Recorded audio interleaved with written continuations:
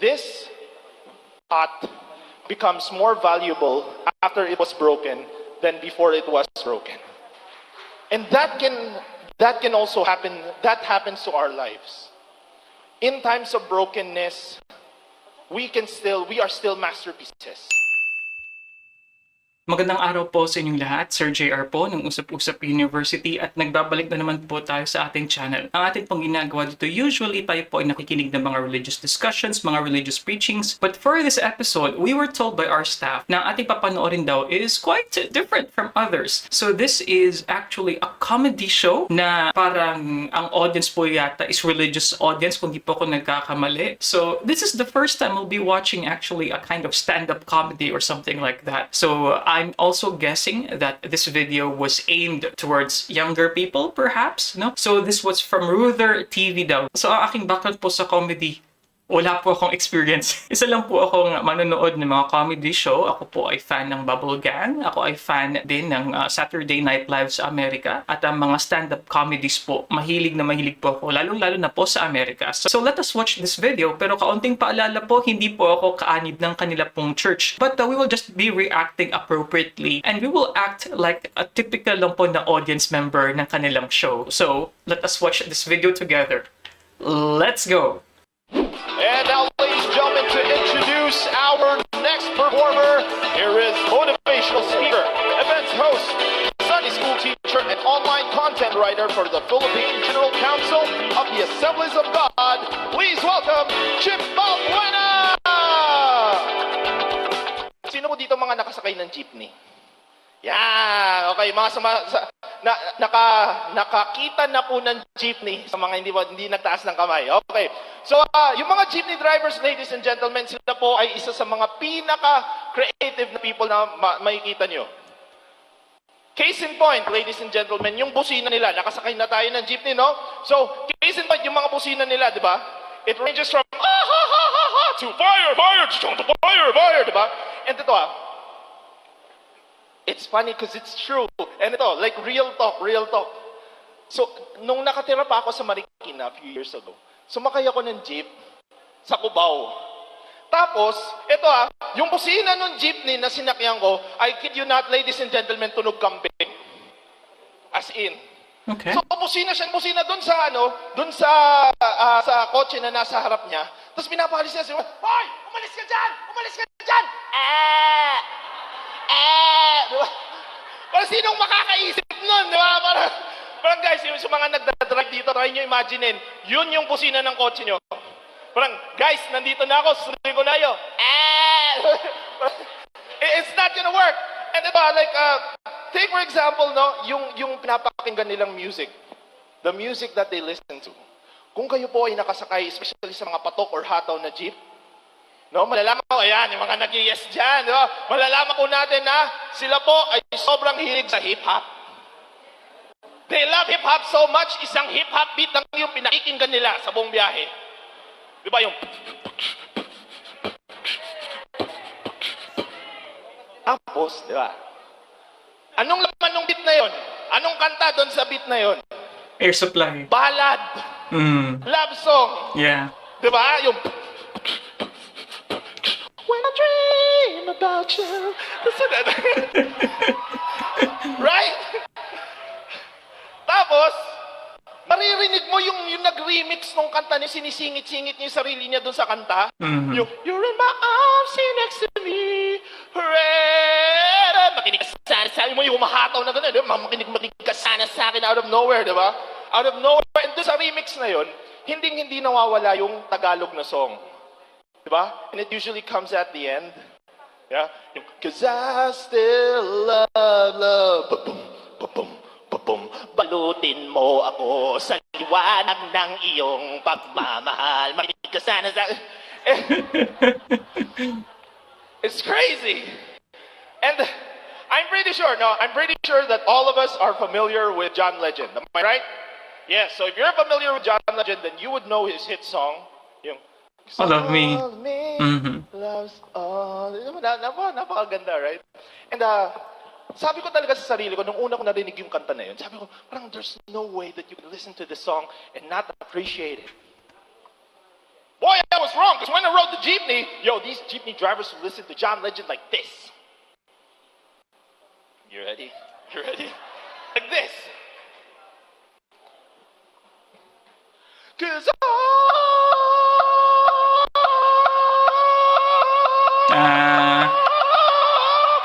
me loves all. And then yung beat sa background yung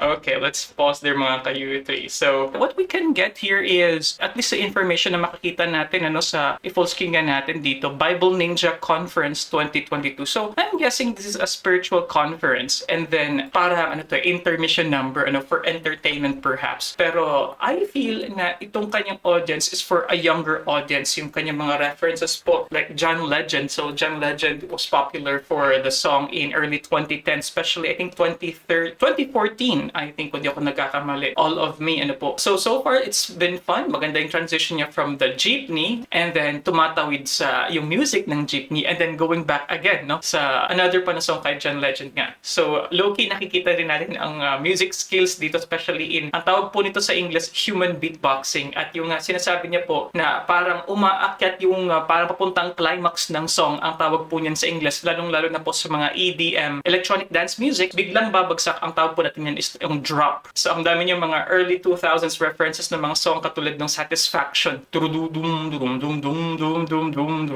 So far, nakarelate po ako at I'm enjoying this so far. So, hopefully, lalong-lalo na sa mga hindi ganun katanda, ayan, ma-enjoy na rin po itong kanyang comedy bit ni Chip.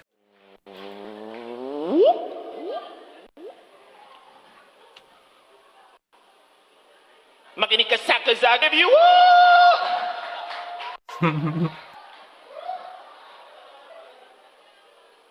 Bible Ninjas, I would like to tell you guys that night, John Legend just died. He died. I called him up. I was like, yo, Johnny, yo, man, aren't you going to do a concert in the Philippines? Yo, in Araneta? Yo, don't ride the jeepney, bro. Don't ride it. Don't do it. Well, it's crazy, man. But any pastors' kids here in the house? Meron po ba? Wala. That's okay. Because I just want to give an experience. It's really tough then to be a pastor's kid, ladies and gentlemen, because there's a lot of pressure then. I grew up a pastor's kid. Tatlo kaming magkakapatid, and kahit even at a young age, parang wary kami sa mga galaw namin, especially sa church, kasi syempre magre-reflect yan sa dad namin and all. So kami ng mga kapatid ko, nag-establish kami ng pastor's kids support group. Ito po ay ginagawa namin tuwing kinakaladkad kami sa mga pastors meetings. Kasama po namin yung ibang mga pastors kids doon. And then, kasi di ba parang dito kami nag-share ng aming mga problema as well. And yung mga, I have friends na na-experience sila. Kasi di ba, normal kids, mapapagalitan sila. Di ba, usually pag pinapagalitan sila na parang, hoy, huwag ka pumunta dyan! Di ba, sabi ko sa'yo, huwag ka pumunta dyan! Kami mga pastors kids, you know what we have to deal with. Hey! I told you to pray! Why are you not praying? Yung mga ganun, and then you can really feel, we can definitely feel yung love ng Panginoon. And dito we also feel the wrath of the Lord through our fathers. Sometimes, ladies and gentlemen. But anyway, it's tough to be a pastor's kid, and it's also tough to be a stand-up comedian. Okay?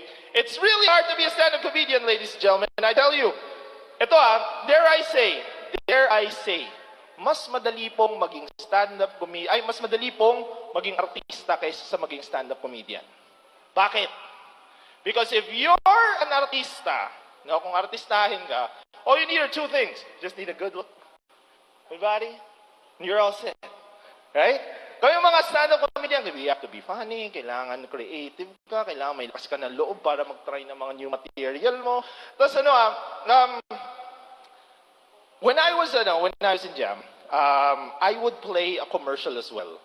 All right? I would play a commercial. And ang perfect example dito is si Coco Martin. Clap your hands if you know Coco Martin.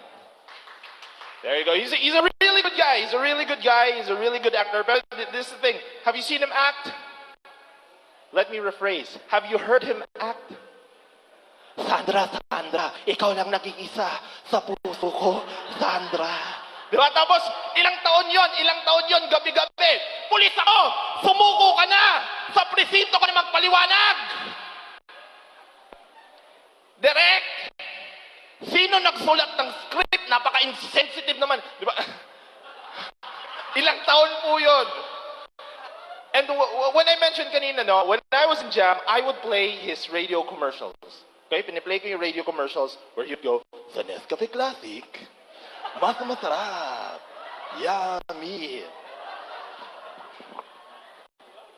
Check it out, check it out. I can say it better. I love the challenge. Sige, wala ko yung challenge talaga. Sa Nescafe Classic, mas masarap. Oh, may konting tuwang pa. Sarap. Yummy. Right? Pero ito kung nandito po si Coco Martin ngayon, katabi ko, kay nino kayo magpapapicture? Grabe dito grabe. Real talk, di ba? Real talk kasi, di ba? Kung may picture kayo ni Coco Martin, mapagmamalaki niyo yun. Right? Mapopost niya sa mga stories, sa Facebook natin. Ano yung usual na scenario? Uy, girl, tingnan mo, may picture ka ni Coco Martin. Pa-picture kayo sa akin. Try nyo yun sa tropa nyo. Grabe dito pero sa totoo lang, di ba? Oh, girl, nag-attend kami ng Bible Ninja Conference 2022. May stand-up comedian doon. Nakakatuwa siya. Tingnan mo. Kung ako yung friend mo,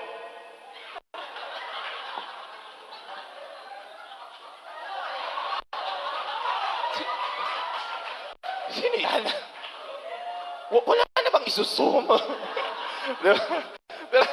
pero tanggap. Okay, before we continue there, sa mga viewers po natin na maintindihan ng kaunti how this is done, so meron po tayong tinatawag na premise. So yung premise po is yung underlying po na foundation ng isang particular na point na mag-a-arrive sa tinatawag natin na pinaka-nakakatawang part, yun po tinatawag na punchline. On that particular point, yung papapapicture. So maganda yung punchline doon about kanino kayo magpapapicture. Ay, natawa din ako doon. Ang ganda nung point na yun. Pero nung tinawid niya sa kung ikaw yung papapicture sa akin, sabi niya, yung pag-zoom in doon sa pinost, I think it could have been better kung pwede niyang sabihin instead, sino yan? Si Nonong? Or something like that. So si Nonong po ay sa mga artista sa ang probinsyano. So writing the punchline, it's quite tricky mga ka-youth. It really needs a lot of creative writing skills. Hindi po madali ang magpatawa. At lalong-lalo na yung pagkaroon ng smooth na transition, details ng story mo, and then the eventual punchline. Tanggap ko na talaga yun, ladies and gentlemen. That's why like yung balan lang natin is we have to be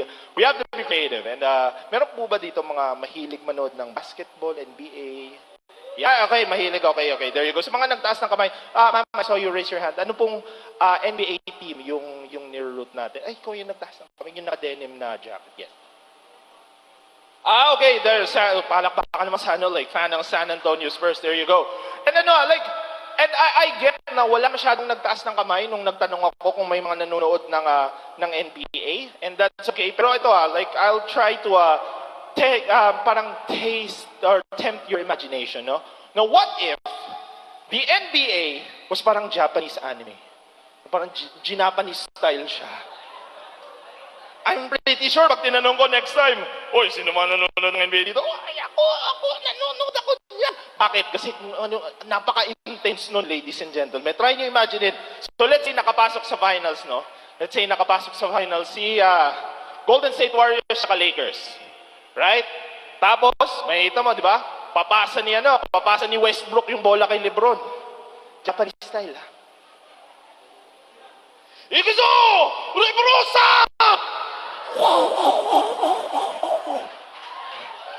Yeah, taps!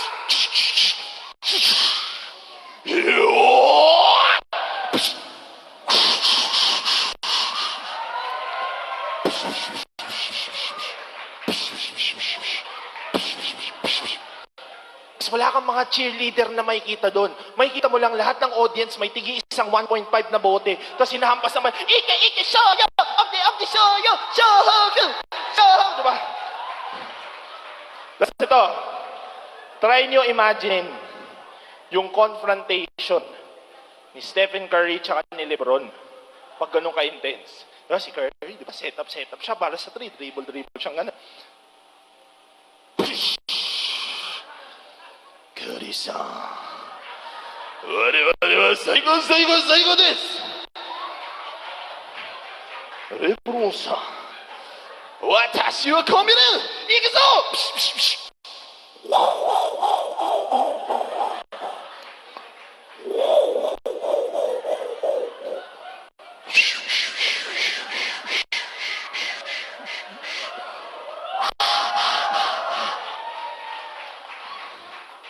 Sa gitna ng lipad, ang mangyayari. Galing sa NBA court, may giging school. Diba? Tapos yung bola, airball. Tapos may kita mo yung batang Stephen Curry. Ayoko na. Balit, dinab ko na para sa inyo ha. Medyo mahirap mag-sync na subtitle dito. Ayoko na. Hindi naman talaga ako magaling mag-basketball. Suko na ako. Master Jeremiah. Ay. Coach Jeremiah pala. Coach Jeremiah. Tapos may kita mo yung coach yung lalapit na ganun. Hindi, Steven. Huwag kang susuko. Katulad mo lang ang dati kong si Eugene. Inanong niya si Taguro, ikaw rin. Pagdating mo sa NBA, may makakalaran ka kamukha ni Taguro, kapangalan niya Lebron. Buhay siya na loob, di ba? Encourages. Himinasuki tato sa katitay. Para-para-para-para-buyo.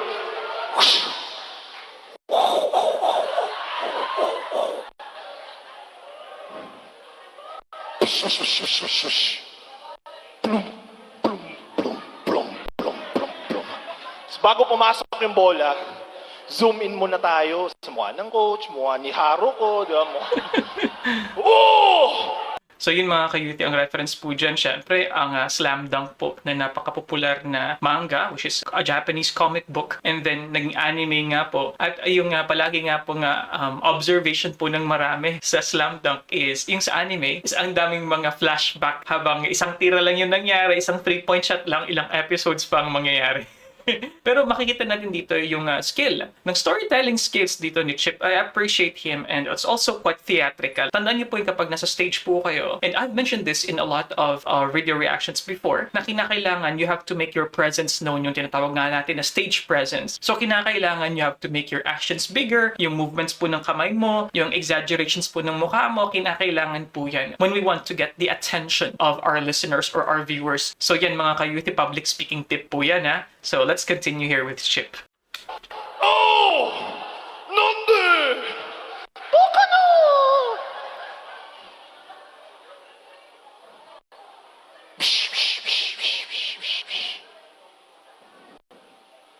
What happens pag nakapasok na sa ABS-CBN TV Plus?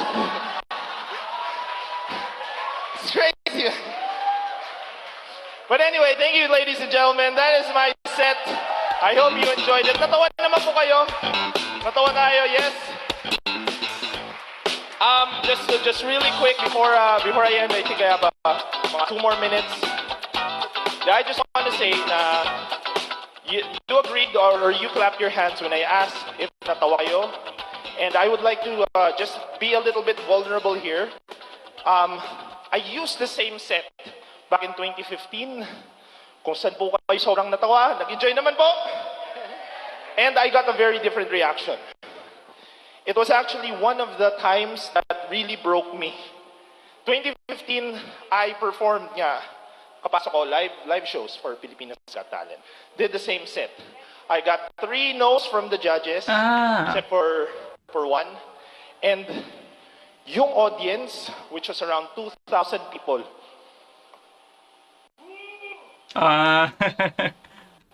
very, very different reaction.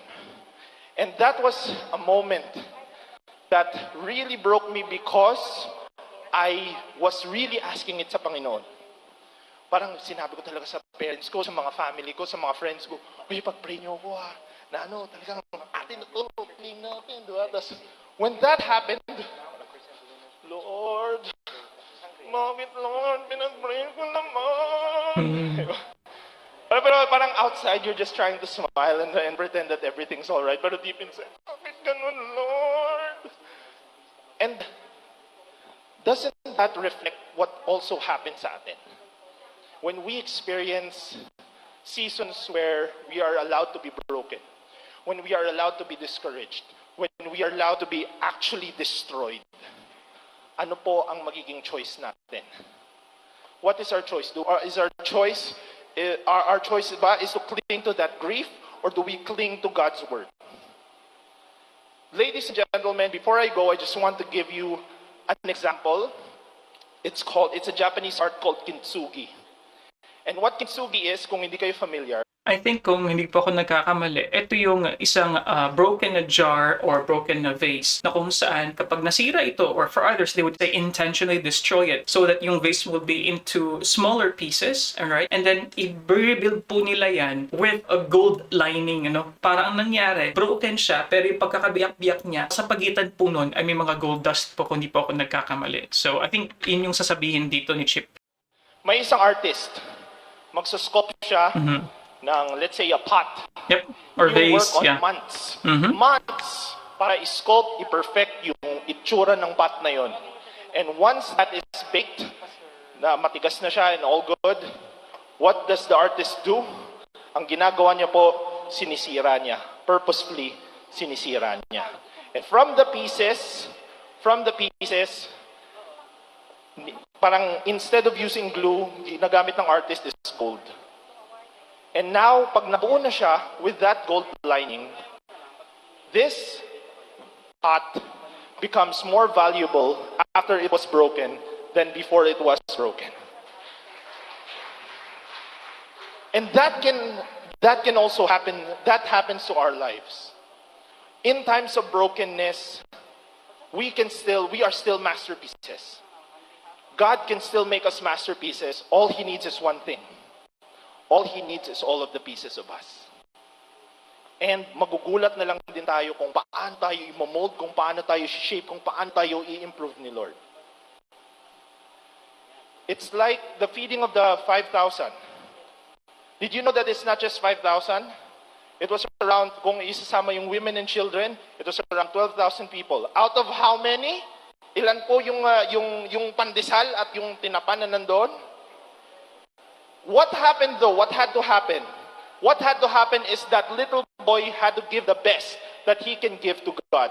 And when he did that, it fed thousands of people. Now try to imagine what can God do with your life if you give Him your best. If you give Him your best, not just in moments of victory, but also in moments of defeat. I would like to leave you with that challenge. Try to always give God your best and cling always to God's word. Okay mga ka-U3, so dyan po nagtatapos ang ating, actually this is a very rare episode as to the source video dahil ito nga po ay first time natin na nagbigay ng isang reaksyon sa isang comedy bit, isang stand-up comedy na religious. But initially I was expecting na yung kanyang material would be more about religion or more about the Bible or Jesus's adventures in a comedic way, pero he went the route dun po sa lahat po na makaka-relate, yung sa jeepney, anime, in part sabi niya po na religious po doon na topic is yung pagiging PK. So mga hindi po nakakaalam yun po yung pagiging pastor's kid. And I have to agree, it's really, really tough. Hindi po ako naging anak ng isang pastor. Pero just imagine po kasi they are reflective of the parenting and the upbringing ng kanilang mga pastor na mga magulang. Going back, so nagustuhan ko yung joke niya, yung punchline patungkol po sa pagpapapicture. Yeah, in a way ako medyo hindi na ako ganun kasensitive sa mga physical na defects. Or the case of Coco Martin, yung kanyang lisp. Kasi para sa akin, comedy is comedy. Hindi ako sensitive. Basta in comedic lang naman na timing and context. But anyway, in general, it was a great way to be entertained for sure. At isang reality po na gusto ko pong sabihin, hindi po madaling magpatawa. Kaya we have to also appreciate comedy writers, stand-up comedians po dahil hindi po madali ang kanila pong ginagawa. So I give props sa stand-up comedian si Chip sa kanyang ginawa as an intermission sa kanilang conference nga. But anyway mga ka-U3, maraming salamat po sa inyong panonood. If you like these kinds of contents, you know what to do. Click subscribe. If you don't like this video, you can click this video here. May mga videos din po tayo dito, mga playlist din po. Like what I said, this is the first time of us sa U3 watching a stand-up comedy that is quite religious. So I'll see you guys next time. Peace. Bye-bye.